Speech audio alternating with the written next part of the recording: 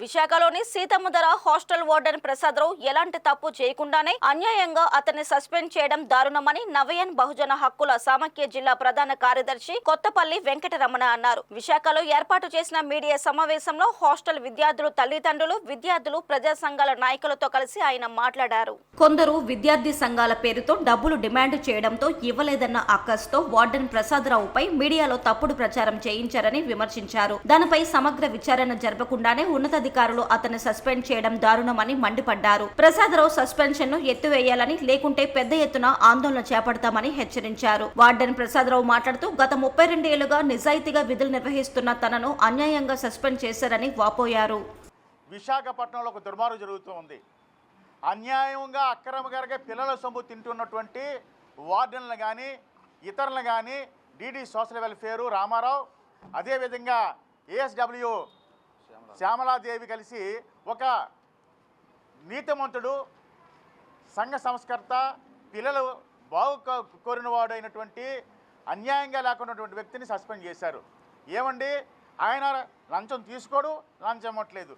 పిల్లలను అన్యాయంగా అక్కడ అప్పారావు అనే బాబాయి వాచ్మ్యాను, తర్వాత ASW Nagaraju Srini union ASF లీడర్లు అందరూ కలిసి పిల్లల్ని భయభ్రాంతులు చేసి ఆ బాత్రూమ్ తుడిపించడం, రకరకాల ఆరోపణలు చేస్తారు. ఈ ఆరోపణలు తప్పని చెప్పి ఈరోజు పేరెంట్స్, విద్యార్థులందరూ కూడా విలేకరుల ముందుకు వచ్చారు.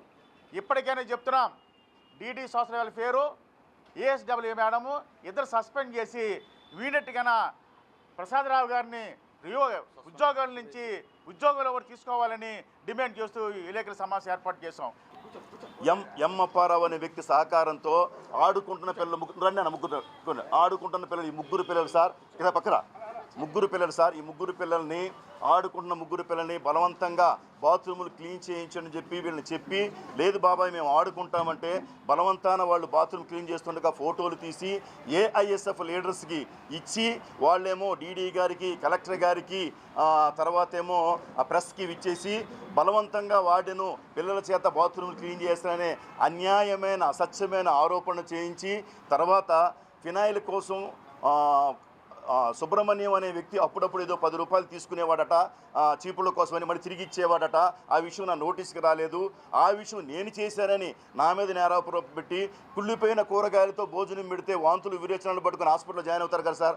ఏ బుద్ధి ఉన్నోడాలి, నేను ఏమన్నా జ్ఞానం ఉన్నోడాలి చేస్తారు సార్. నేను చేయకపోయినప్పటికీ నా మీద అసత్యమైన ఆరోపణలు చేస్తే పిల్లలందరూ కలిసి ఏఎస్డబ్ల్యూ మేడం గారు రిపోర్ట్ చేయడానికి, ఎంక్వైరీ చేయడానికి వచ్చినప్పుడు, మా సార్ ఎప్పుడు మమ్మల్ని బాత్రూమ్లు కడగమని చెప్పలేదండి, ఎప్పుడు మాకు కుళ్ళిపోయిన కాయగూరలతో భోజనం పెట్టమని పెట్టలేదు, మాకు మమ్మల్ని కొంచెం బాగలేకపోయినా కేజీకి తీసుకెళ్ళి మమ్మల్ని ఎంతో మా తల్లిదండ్రులా చూసుకుంటున్నారని చెప్పినా సరే ఆవిడకి ఆ స్టేషనరీ కోసం, ఆఫీసులో స్టేషనరీ కోసం నన్ను డబ్బులు ఇవ్వమని ప్రజలు చేస్తే నేను ఇవ్వకపోతే నా మీద కోపంతో, కుర్రవాడికి 10 రూపాయలు చొప్పున డబ్బులు ఇవ్వలేదనే నా మీద కోపంతో మరి ఏం రిపోర్టు పెట్టిందో శనివారం సాయంకాలం సస్పెన్షన్ ఆర్డర్ తీసుకొచ్చి నాకు తీసుకొచ్చిందండి.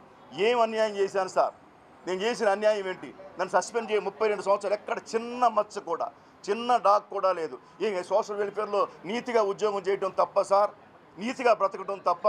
పేద పిల్లల కోసం చూడండి, అవసరమైతే నా బ్యాంక్ అకౌంట్స్ కూడా మీకు చూపిస్తాను, నా పాన్ నెంబర్ కూడా మీకు ఇస్తాను, వెరిఫై చేసుకోండి. నేను కోట్లు సంపాదించానమ్మో. 5 నెలల నుంచి బిల్స్ లేకపోయినా పేద పిల్లల కోసం కృషి చేస్తూ ఉంటే ఈ అన్యాయమైన ఆరోపణలు చేసి సస్పెండ్ చేస్తే నేను నా భార్య పిల్లలు ఏమైపోవాలి? పిల్లలకి ఫీజులు ఎలా కట్టాలి? నా పరువును ఏం చేశారండి? 32 సంవత్సరాల పరువు అంతా కూడా కేవలం ఏఎస్ఎఫ్ లీడర్సు, ఏఎస్డబ్ల్యూ శ్యామలారాణి సహకారంతో నన్ను సస్పెండ్ చేయడం జరిగింది సార్.